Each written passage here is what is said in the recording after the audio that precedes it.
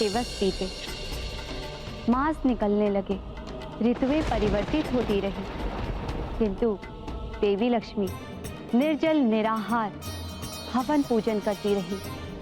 निद्रा का भी त्याग कर दिया था उन्होंने। ओम नमः शिवाय, ओम नमः शिवाय, ओम नमः शिवाय, ओम नमः शिवाय, ओम नमः शिवाय, ओम नमः शिवाय। देवी लक्ष्मी का ये हवन पूजन सहस्त्रों वर्षों तक चला, किंतु देवी लक्ष्मी ना तो क्लांत हुई और ना ही पूजा से उठी।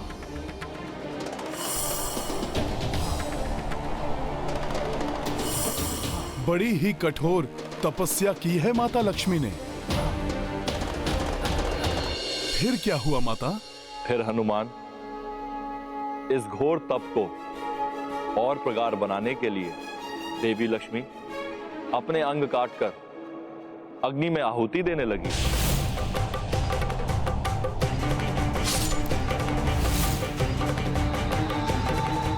और तब उनके घोर तप एवं बलिदान के फलस्वरूप देवेश्वर ने उन्हें दर्शन दिए।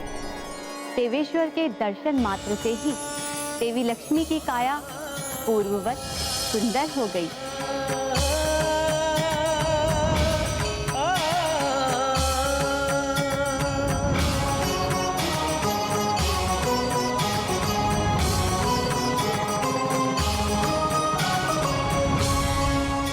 प्रणाम प्रभु। आपकी इस कठोर तपस्या से मैं प्रसन्न हूं देवी लक्ष्मी। कहिए, क्या वरदान चाहती हैं आप? मुझे मात्र इतना ही वरदान दीजिए कि जब तक ये संसार रहे, मेरे तन में प्राण रहे, मैं सदैव स्वामी श्री विष्णु देव की सेवा करती रहूं और उनके हृदय में सदैव मेरा ही वास रहे। तथास्तु।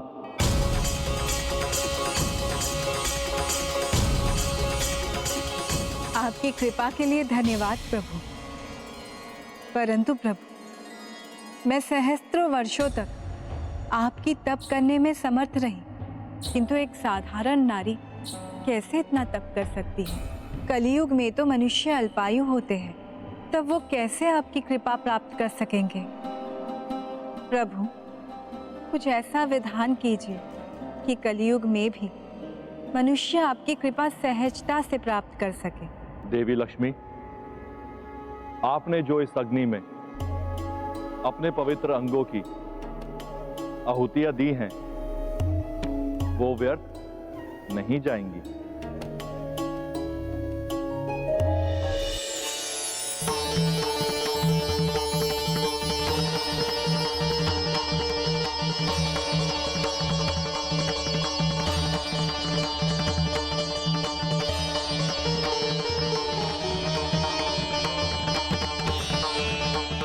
देवी, आपने जो बलिदान दिया है उसका सुफल अब समस्त संसार को भी प्राप्त होगा। आपके पवित्र अंगों की आहुतियों से उत्पन्न ये पवित्र वृक्ष बेल वृक्ष कहलाएगा। इसके बेल पत्रों को अब से जो भी शिवलिंग पर चढ़ाएगा, उसे आपके तप के समान ही पुण्य की प्राप्ति होगी। इस प्रकार तब से लेकर अब तक कोई भी शिव पूजा बिना बेलपत्र अर्पित किए पूर्ण नहीं होती। तब तो मैं लौटते समय उसी मार्ग से जाऊंगा जहां पर ये वृक्ष है। वहीं से मैं बेलपत्र एकत्र करूंगा। वो वृक्ष तुम्हें कैलाश क्षेत्र के घने वन में मिलेगा हनुमान। किंतु स्मरण रहे, भगवान को अर्पित करने के लिए जो बेलपत्र तुम चुनो वो 3 पत्र, सुंदर एवं बिना छिद्र के होना चाहिए। माता, किंतु 3 पत्र वाला ही क्यों?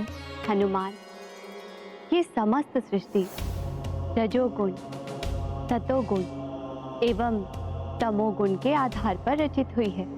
रजोगुण द्वारा ब्रह्मदेव सृष्टि रचते हैं, सतोगुण द्वारा विष्णुदेव सृष्टि का संचालन करते हैं एवं तमोगुण द्वारा महादेव सृष्टि का संहार करते हैं। बेलपत्र के ये 3 पत्र इन तीनों गुणों एवं त्रिदेव का प्रतीक माने गए हैं। किंतु ये भी स्मरण रखना कि सूर्यास्त के पश्चात बेलपत्रों को नहीं तोड़ा जाता है। अवश्य माता, मैं स्मरण रखूंगा।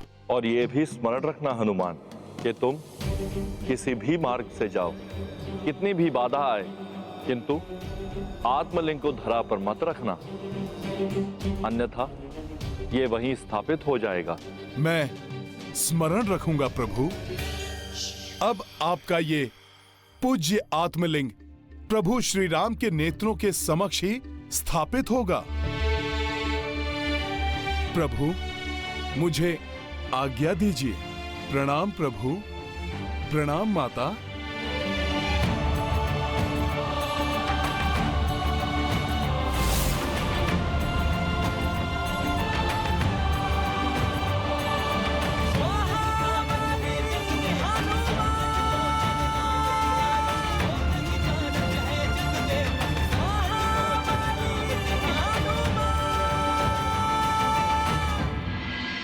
अब तक हनुमान को आ जाना चाहिए था। किंतु मुहूर्त तो कल प्रातः तक का है, इसलिए कोई चिंता करने की आवश्यकता नहीं है। समय शेष है अभी, बस पुत्र हनुमान के समक्ष कोई बाधा ना आ जाए।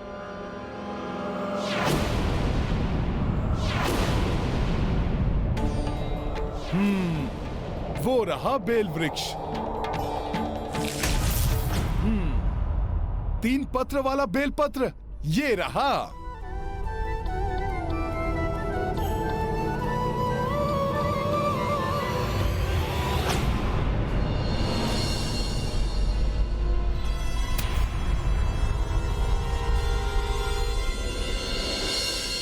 हनुमान स्मरण रहे, सूर्यास्त के पश्चात बेलपत्रों को नहीं तोड़ा जाता है। अब मैं बेलपत्र तो तोड़ ही नहीं सकता, सूर्य देव तो अस्त हो गए।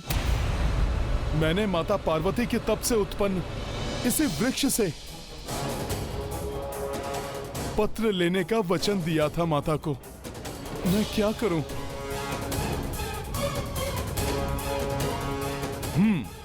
प्रातः तक मैं यहीं रुकता हूं। सूर्य देव की प्रथम किरण पड़ते ही मैं बेलपत्र एकत्रित करके शीघ्र अतिशीघ्र प्रभु के पास पहुंच जाऊंगा। कठिन तो है, किंतु मैं संभव कर लूंगा। भोले बाबा के आत्मलिंग को मैं धरा पर भी तो नहीं रख सकता।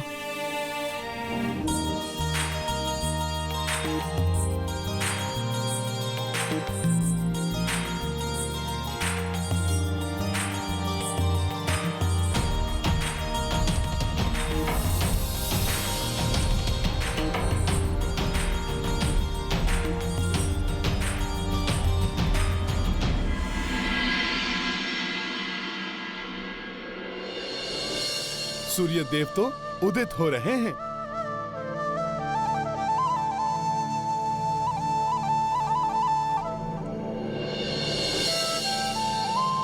अब इनकी प्रथम किरण पड़ते ही मैं बेलपत्र एकत्रित कर लूंगा।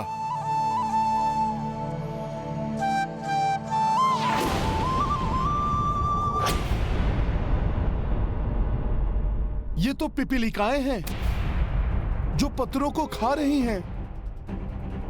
भगवान को अर्पित करने के लिए जो बेलपत्र तुम चुनो वो 3 पत्र सुंदर एवं बिना छिद्र के होना चाहिए। ये तो सभी पत्र छिद्रित दिखाई दे रहे हैं। क्या करूं? हाँ, वो पत्र खंडित नहीं है।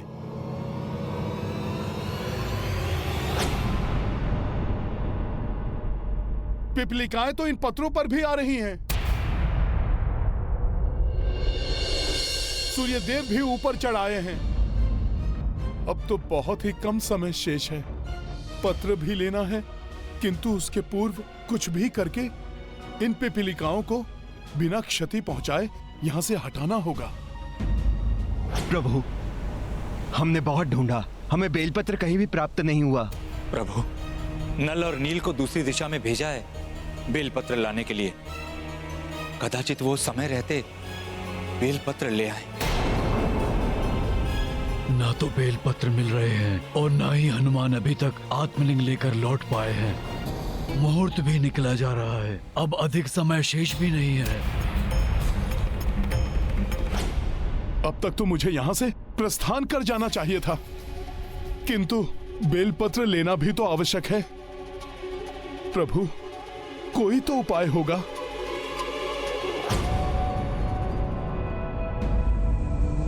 ये मधु,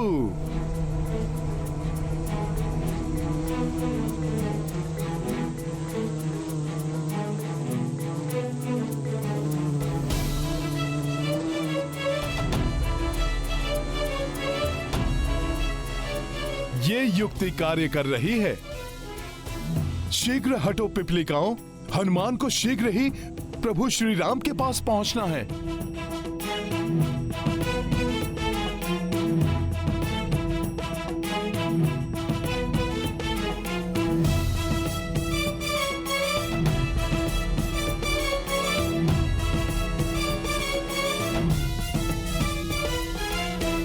सूर्योदय तो कब का हो चुका है, किंतु हनुमान के आने का कोई संकेत दिखाई नहीं दे रहा। पूजा की सारी व्यवस्था तो पूर्ण हो चुकी है, बस बेलपत्र नहीं मिल पाए अभी तक। हनुमान को विलंब हुआ तो मुहूर्त निकल जाएगा। कैसे पूजा होगी और कैसे हम अयोध्या जाएंगे भैया? मेरे विचार से हमें हनुमान की प्रतीक्षा करने के स्थान पर किसी और विकल्प के विषय में सोचना चाहिए। स्वामी, क्यों ना मुहूर्त निकलने से पूर्व पार्थिव शिवलिंग का निर्माण करके पूजा प्रारंभ कर दे। भगवान तो कण कण में है और भगवान तो अपने भक्त की भक्ति एवं श्रद्धा को ही देखते हैं। हो सकता है नल एवं नील भी तब तक बेलपत्र लेकर लौट आए।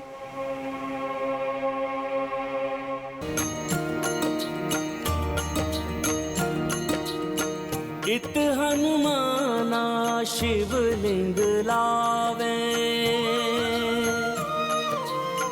उतलिंग पार्थिव राम बनावे। जलाभिषेक किए अवध बिहारी, इतने में हनुमत भी पधारी। सिया राम जय हनुमान। कपि स्तब्ध जे सोची अचंभित, प्रभु राखी विश्वास न किंचित। पवन तनय मन में अकुलाए, लोचन में अश्रु भर आए। सिया राम जय हनुमान। मेरी प्रतीक्षा क्यों नहीं की प्रभु ने? क्या उन्हें मुझ पर विश्वास नहीं रहा? कैसा दुर्भाग्य है ये। हनुमान आ गए।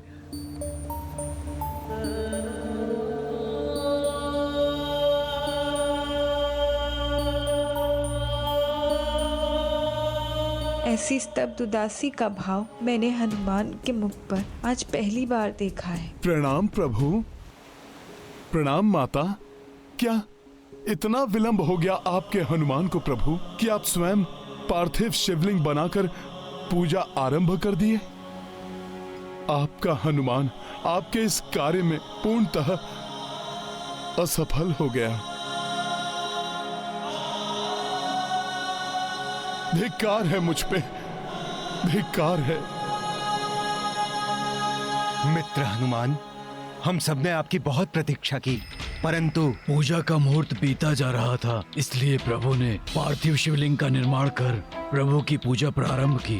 हृदय छोटा मत करो हनुमान, मुझे तो वही आत्मलिंग अधिक प्रिय है जो तुम लेकर आए हो। और फिर तुम बेलपत्र भी तो लाए हो जो हमें यहाँ कहीं प्राप्त नहीं हो सके। प्रभु, यदि ये सत्य है, मेरे द्वारा लाया गया आत्मलिंग अधिक प्रिय है, तो आप इसी आत्मलिंग से अपनी पूजा संपन्न कीजिए। हनुमान, जिस पार्थिव शिवलिंग का स्वयं अभिषेक कर चुके हैं प्रभु, पूजा विधि को प्रारंभ कर चुके हैं, अब तो इसी पूजा से इस विधि को भी संपन्न करना होगा। ज्ञात है मुझे लक्ष्मण भैया, परंतु आज वो हो गया जिसकी मैं कल्पना भी नहीं कर सकता। राम काज में असफल हो गया मैं। ये कैसे स्वीकार कर सकता हूं मैं? इसलिए आज ये भक्त अपने प्रभु से अनुरोध करता है, मेरी भेंट को स्वीकार करना ही होगा इन्हें। मेरे द्वारा लाए आत्मलिंग को स्थापित करना ही होगा इन्हें।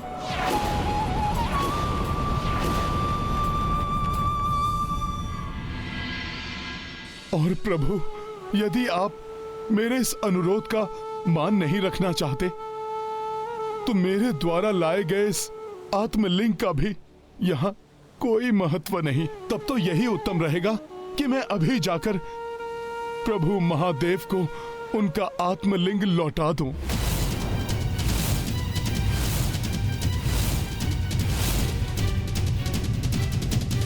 मैं जाकर भी हनुमान का ये अनुरोध स्वीकार नहीं कर सकता।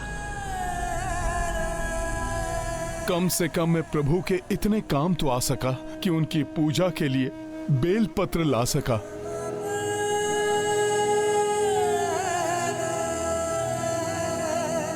ये लीजिए प्रभु।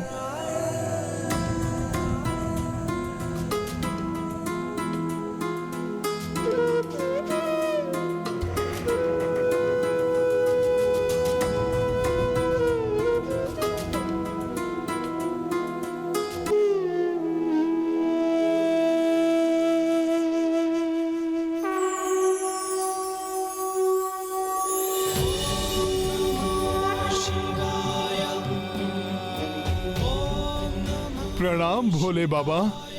प्रणाम प्रभु। कल्याण हो। हनुमान, तुम्हारे विलंब और प्रभु श्री राम के द्वारा यहाँ पार्थिव शिवलिंग को बनाने के पीछे भी एक बहुत बड़ा उद्देश्य है।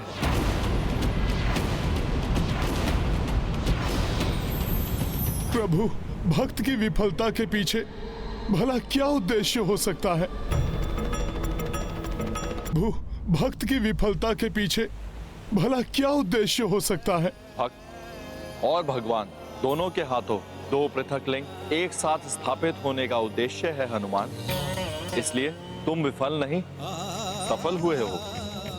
भक्त प्रभु की भक्ति तो करता ही है, परंतु वो अपने प्रभु से हट करने का अधिकार भी रखता है। इसलिए आज यहाँ भक्त और भगवान दोनों ही लिंग स्थापित करेंगे। भगवान द्वारा स्थापित लिंग को जगत राम लिंगम पुकारेगा और भक्त द्वारा स्थापित विश्वलिंगम कहलाएगा। आज से यह स्थान रामेश्वरम के नाम से परिचित होगा। मैं घोषणा करता हूं कि जो भी यहाँ पूजा के लिए आएगा वो मेरे द्वारा स्थापित पार्थिव शिवलिंग से पूर्व हनुमान के द्वारा लाए आत्मलिंग का अभिषेक करेगा। इस पुण्य तीर्थ स्थल पर ऐसे पूजा करने वालों के समस्त दुखों और पातकों का नाश होगा। हर हर महादेव, हर हर महादेव, हर हर महादेव। जय श्री राम।